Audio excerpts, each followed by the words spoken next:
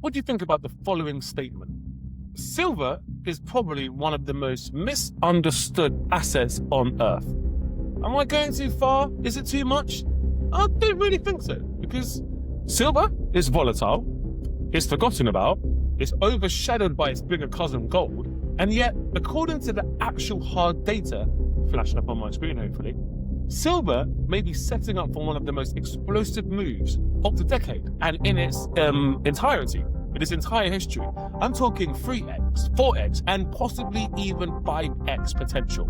It's not hype, it's not silver-based hopium, it's just hardcore, empirical, simple mathematics. Today, I'm going to hopefully show you exactly why silver may be the most mispriced major asset in the global market, and why the setup for a massive revaluation is, frankly, ridiculous. So, let's talk about silver being the most undervalued metal on our beautiful planet Earth. Well, let's start with a big picture. Silver isn't just an investment metal. It's not just some kind of barbaric shiny coin or jewelry piece that is less conductive than gold and less flashy and less sought after. It's a strategic industrial metal that modern civilization literally cannot function without. And yet, it trades at a fraction of the shiny metal of gold. It really is the younger sibling that's in the shadows all of the time, right? It has zero strategic stockpile in many countries. It's in deficit in many places of the world. Governments barely hold it anymore. Supply is breaking down and barely keeping up. And demand, ironically, is hitting all-time highs. I think there's something important that most people forget. Silver is actually the most conductive metal on the planet, both electrically, and thermally, in terms of like heat transfer, right? Nothing else even comes close to it. And that's why every EV, every solar panel, every satellite, every data center, every 5G, soon to be 6G tower, every AI server rack, every AI infrastructure mega space being built the size of Manhattan, they all need huge amounts of silver. Not to mention the tomahawks and the weaponry that needs silver too, but that's another conversation.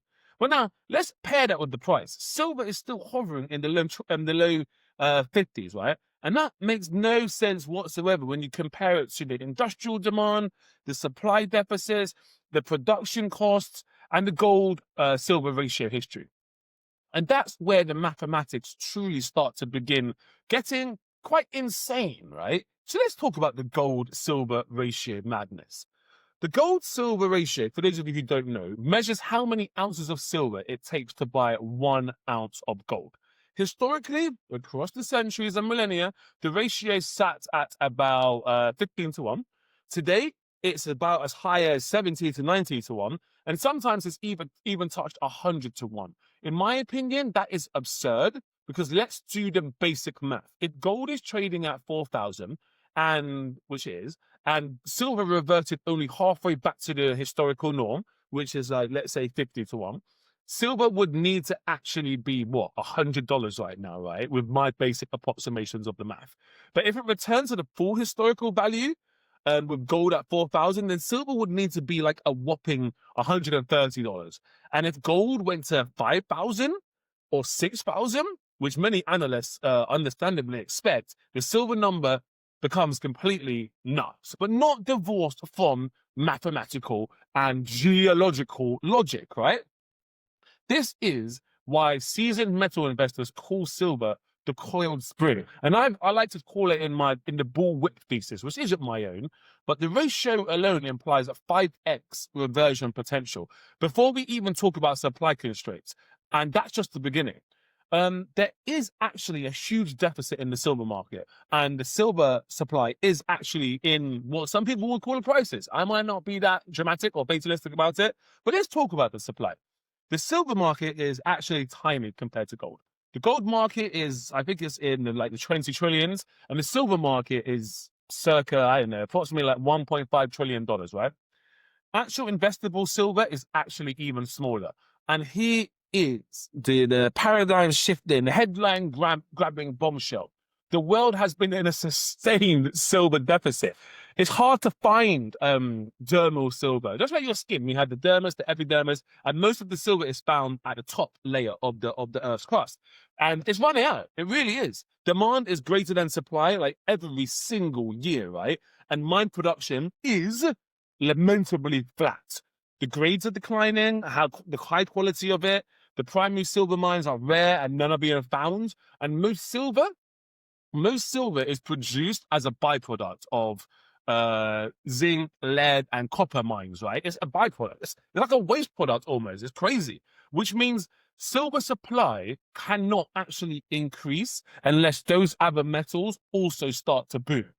There's some potential for that, but do you want your strategic critical metal to be a byproduct of other metals being mined, or do you want it to have like a pure raw supply? I know which one I'd like. So silver is trapped, right? Even worse, recycling isn't saving us anymore in terms of supply. Most industrial silver is lost forever in landfills. It's not coming back because it's used in tiny particles inside the electronics, solar cells, components that cannot be economically recovered. So every EV, every solar panel, everything that has silver is basically removing silver from the planet. It's not economical to salvage it. There's permanent consumption loss, which basically means, in like trading parlance, declining supply plus compounding industrial destruction equals price pressures, right? And guess what? Demand is about to go vertical.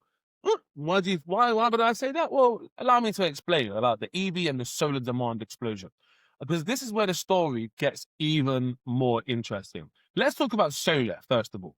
Every solar panel requires silver. It's not optional, it's necessary, right? There is no scalable substitute with the same conductive, transmissible efficiency. Solar is now the fastest growing energy technology on Earth.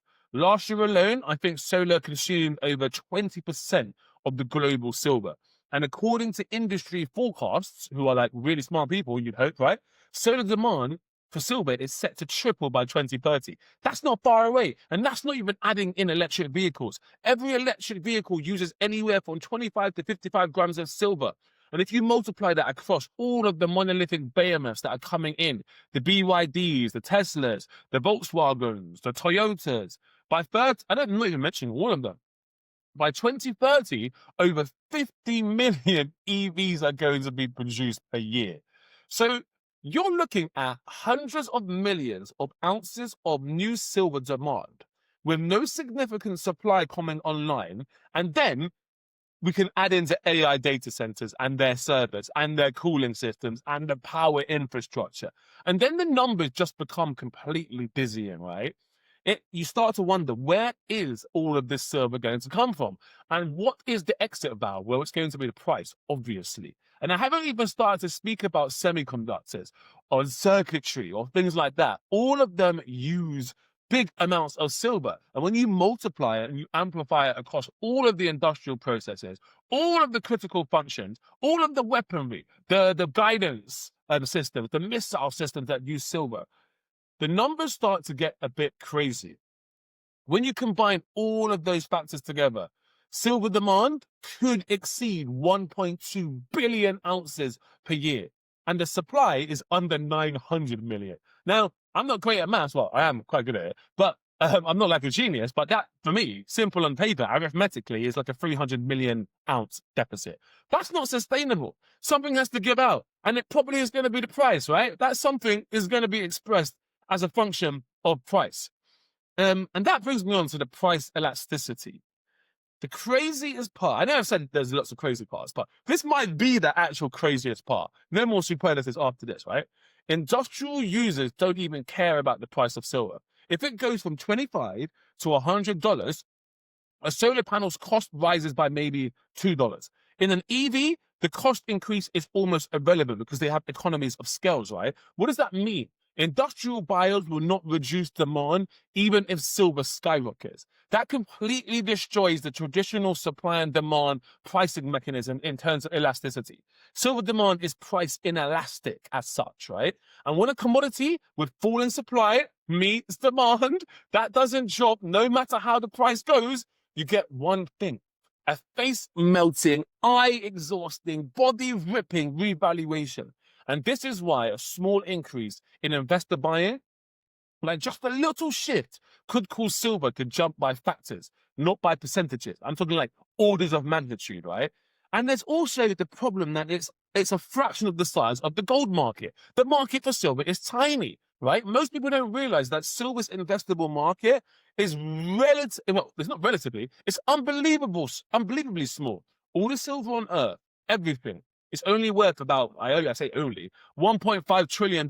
And what about the available investor silver, right? It's like a few $100 billion at best. Meanwhile, BlackRock alone manages $10 trillion in assets under management. Global pension funds manage 50 trillion. Sovereign wealth funds, you can throw in another, I don't know, 13 to 15 trillion managed debt. If one large institution, just one, I'm talking one only one, right, decided to allocate just 1% of its assets to silver, the entire market would detonate overnight, immediately, without any reservation or equivocation. There simply isn't enough silver supply.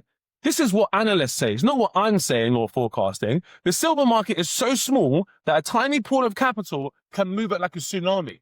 And that's not me being exaggerative or over the top. It's just simple liquidity math, right? Think about it like a hose. Trying to get water through it and you're squeezing it. What's going to happen? The build-up's going to be prodigious, right? What would the price look like if we run the numbers? Well, if silver today is trading around 50, and we talk about 40-to-1 ratios or 20-to-1 ratios or 15-to-1 ratios, then we can definitely see a price between 150 and 200 within 5 years. And I know that sounds crazy. It's like a 2x, a 3x, a 4x, but crazier things have actually happened, right? I'm talking 3x purely on fundamentals. I'm talking 5x on the compression of the supply and demand. And I'm talking 10x on a fully blown supply crisis where it gets classified as a strategic critical mineral. Oh, it did really, didn't it? Where it becomes a new arms race with these critical minerals like silver and copper. And that's where we get 10x silver appreciation paradigm, right? So I think here's the silver lining. Here's the bottom line. The mathematics behind silver is just absurd. The supply-demand dynamics are absurd. Industrial consumption is absurd. The investment market is absurdly small. And the gold-silver ratio is absurdly screaming one thing.